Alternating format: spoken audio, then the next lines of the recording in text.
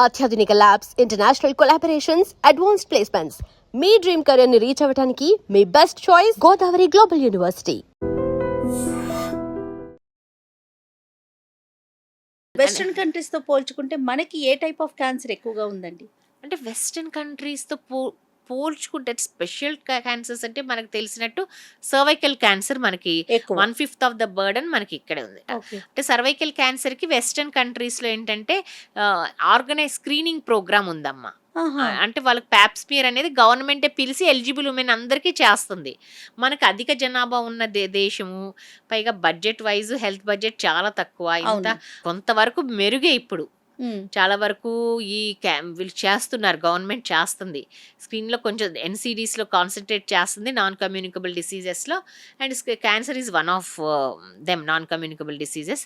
దాని మీద కాన్సంట్రేట్ చేస్తుంది. కానీ ఇంత వాస్ట్ కంట్రీలో మనం ఎంత చేసినా ఒక డ్రాప్ ఇన్ ఏ ఓషన్ లాగా అవును. అనమాట. అవును. అవును.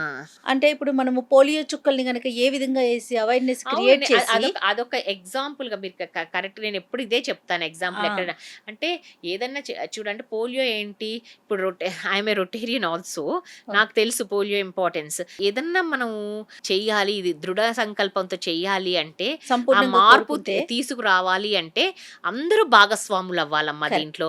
అంటే ఎస్పెషల్లీ గవర్నమెంట్‌కే మనం ఎంత స్వచ్ఛంద సంస్థ, ఎంత ప్రైవేట్ ఆర్గనైజేషన్ చేసినా గానీ గవర్నమెంట్‌కే ఆ లాస్ట్ హౌస్ రీచ్ అయ్యే కెపాసిటీ గవర్నమెంట్‌కే కరెక్ట్. ఉంటుంది.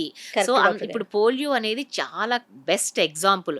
Rotary international, WHO, government of India yes. కలిసి ఒకప్పుడు దీన్ని అసలు మనం యజ్ఞంలాగా అరగట్టగలమా? పోలియో అనేది మనం ఈ భూమి నుంచి తరిమి కొట్టగలమా? పారదోలగలమా అనే స్టేజ్‌లో ఉంది. ఇప్పుడు దిస్ నియర్ టు స్లోగన్ ఇదే, this near to eradication yes.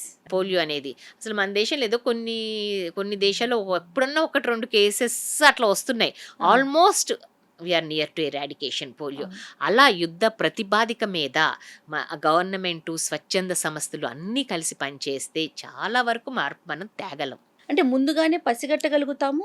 దాన్ని అరికట్టడానికి కూడా అవకాశాలుంటాయి. అవును. ఎందుకంటే చాలా గ్రౌండ్ లెవెల్ నుంచి చాలా మంది పనిచేస్తారు కాబట్టి ఆ! ఎగ్జిక్యూషన్‌లో. ఓకే. సో, అది లాస్ట్ మనం ఏంటంటే ఇక్కడ కాదు, ఇయన్నీ last house in the country వరకు రీచ్ అవ్వాలి. రీచ్ అవ్వాలి. అవును. రీచ్ అవ్వాలంటే గవర్నమెంట్‌కి ఈ కెపాసిటీ ఉంటది. అండ్ గవర్నమెంట్ అన్నీ చేయలేదు కాబట్టి స్వచ్ఛంద సంస్థలు దాంట్లో భాగం అవ్వాలి. కరెక్ట్‌గా. తర్వాత ఇప్పుడు ఈ సర్వైకల్ క్యాన్సర్‌కి సంబంధించి వచ్చిన వ్యాక్సినేషన్‌కి సంబంధించి చాలా అనుమానాలు. పిల్లలకి ఏ వయసు నుంచి ఇప్పించాలి? ఎలా చేయాలి? 40+ అయితే ఎట్లా? టీనేజ్‌లో అయితే ఎట్లా? ఇలాంటి క్వెషన్స్‌కి మీరు ఏం చెప్తారు? సర్వైకల్ క్యాన్సర్ వ్యాక్సినేషన్ అనేది ఎప్పుడు నాకు ఉన్న ఇదమ్మా. చాలా వరకు చాలా రిప్రజెంటేషన్స్, చాలా అసోసియేషన్స్ నుంచి గవర్నమెంట్‌కి రిప్రజెంటేషన్ జరిగింది. చాలా స్వచ్ఛంద సంస్థలు కూడా కొంచెం పార్ట్ తీసుకొని కొన్ని పాకెట్స్‌లో వేస్తాం అలా చేశారనమాట HPV vaccine. But HPV vaccine ఏంటంటే ఒకప్పుడు 2007, 8 ఆ ప్రాంతంలో డబ్ల్యూహెచ్ఓ ఆ టైమే వచ్చింది. 7 హెచ్‌పివి వ్యాక్సిన్ వచ్చింది అప్పుడే. సో, ఆ టైం ఏంటంటే డబ్ల్యూహెచ్ఓ డెవలపింగ్ కంట్రీస్ ఆఫ్రికాను, ఇండియాను తీసుకుంది అప్పుడు. కొన్ని పైలట్ స్టడీస్ లాగా చేస్తానికి. అప్పుడు దాంట్లో ఇండియాలో గుజరాత్ అండ్ కంబైన్డ్ ఆంధ్రప్రదేశ్ తీసుకుందమ్మా. కంబైన్డ్ ఆంధ్రప్రదేశ్‌లో ఖమ్మం అండ్ కడప, కర్నూలు లేదా దట్ సమ్ డిస్ట్రిక్ట్ తీసుకుంది. సో, ఖమ్మం డిస్ట్రిక్ట్‌లో భద్రాచలం ప్రాంతంలో వేశారు ఈ వ్యాక్సిన్. వేసినప్పుడు అది వ్యాక్సిన్ వల్ల ఏం కాలేదు. ఇట్స్ అబ్సల్యూట్‌లీ సేఫ్ వ్యాక్సిన్ అమ్మా. ఇప్పుడు కొన్ని 5 మిలియన్స్‌కి ఎక్కువ ఇచ్చారు. కానీ అక్కడ ఆ ట్రైబల్ ఏరియాలో పిల్లలు అంటే వేరు వేరు కారణాల వలన, ఒకళ్ళు ఏదో సూసైడ్, ఒకళ్ళేమో ఏదో ఇన్ఫెక్షస్ సమ్ డిసీజ్ వలన అట్లా ఇదవుతం జరిగిందనమాట. చనిపోవటం. అది దే అట్రిబ్యూటెడ్ అంటే అప్పుడు టు వ్యాక్సిన్. ఆ! అందుకని అప్పుడు ఆ ప్రాజెక్ట్ వద్ద విత్‌హోల్డ్ ఇదనమాట. తర్వాత ఇది జరుగుతూ ఉంది. But it is absolutely a safe vaccine. ఎవ్వరు భయపడక్కర్లేదు. ఇప్పటికి 5 మిలియన్‌కి ఎక్కువ టీనేజర్స్‌లో ఇచ్చారు ఈ ఏ వ్యాక్సిన్. ఏజ్ నుంచి స్టార్ట్ చేయాలమ్మా టీనేజ్‌లకి? Actually it is a sexually transmitted virus అండి. అంటే sexually transmitted virus HPV. So, before sexual exposure డెఫినెట్‌గా ఇది ఇవ్వాలి. బట్ ఏంటంటే 9 to 26 ఇయర్స్ అని అమెరికాలో వాళ్ళు డిస్క్రైబ్ చేస్తాం జరిగింది. ఎందుకంటే అంటే ఆ కల్చర్ వేరు, మన కల్చర్ వేరు కల్చర్ వేరు. కదమ్మా. బట్ ఏంటంటే కొంచెం యంగర్ ద ఏజ్ ఇస్తే ఇమ్యూనోజెనిసిటీ ఎక్కువ ఉండటం వలన రైట్. ఎక్కువ యాంటీబాడీస్ ప్రొడ్యూస్ అవుతాయి అని. యంగ్ ఏజ్ లో ఇస్తే ఒక డోస్ కూడా సరిపోతుంది. మన కల్చర్ కి మీరు ఏ ఏజ్ సజెస్ట్ చేస్తారు? అంటే ఏ ఏజ్ అంటే ఇప్పుడు ఈ కాన్సెప్ట్ యంగ్ ఏజ్ లో ఇస్తే ఎక్కువ ఇమ్యూనోజెనిసిటీ ఉంటుంది, ఎక్కువ యాంటీబాడీస్ ప్రొడ్యూస్ చేస్తే యంగర్ లో ఇస్తేనే బెటర్. ఇప్పుడు గవర్నమెంట్ యాక్చువల్లీ గౌరవ ప్రధానమంత్రి గారిని చాలా కృతజ్ఞతలు చెప్పాలి. ఎందుకంటే అవునవును. ఈ vaccine national roll out programme లాగా చేశారు. ఇట్ హ్యాస్ ఈ ఇయర్ నుంచి every eligible girl in the country around 14 years okay, school or college going girl will receive this vaccine free of cost. Super. And ఇప్పుడు వరకు అయితే Gardasil ఇస్తున్నారు, ఎందుకంటే దానికి ప్రూవ్ అయింది ఒక డోస్ ఇచ్చినా చాలు అని. ఇప్పుడు మన ఇండిజినస్ వ్యాక్సిన్ కూడా ప్రొడ్యూస్ అయింది సీరం ఇన్స్టిట్యూట్ నుంచి. వాళ్ళ వ్యాక్సిన్ కూడా మన ఇండియన్ ఇండిజినస్ కాబట్టి ఇక రాను ఆ వ్యాక్సిన్ కూడా రోల్ అవుట్ ప్రోగ్రామ్ లోకి వస్తుంది. సో 9 And- నుంచి వేసుకోవటం కూడా బెటర్ అంటారు మన పిల్లలకైతే. అంటే ఒకటి ఇచ్చినా చాలు, అంటే ఇమ్యూనోజెనిసిటీ ఎంగేజ్ ఉంటుంది కాబట్టి ఎక్కువ యాంటీబాడీస్ ప్రొడ్యూస్ అవుతాయి అనే కాన్సెప్ట్ కూడా ఉంది. అండ్ గ్రోత్ మీద ఇంపాక్ట్ చూపిస్తుంది. గ్రోత్ మీద ఎలాంటి ఇంపాక్ట్ ఉండదమ్మా. It is absolutely safe vaccine. ఎందుకంటే ఒక 5 million ఆల్రెడీ, ఇది ఇప్పుడు వచ్చిన వ్యాక్సిన్ కాదు, ఇది ఇప్పుడు కరోనా టైంలో ఎమర్జెన్సీగా ప్రొడ్యూస్ చేయాల్సి వచ్చింది కోవిడ్ వ్యాక్సిన్స్.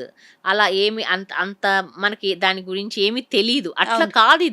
ఇది 15 yearsకి ఎక్కువైంది ఈ వ్యాక్సిన్. 15 మోర్ దెన్ 17 years వరకు అవుతుంది.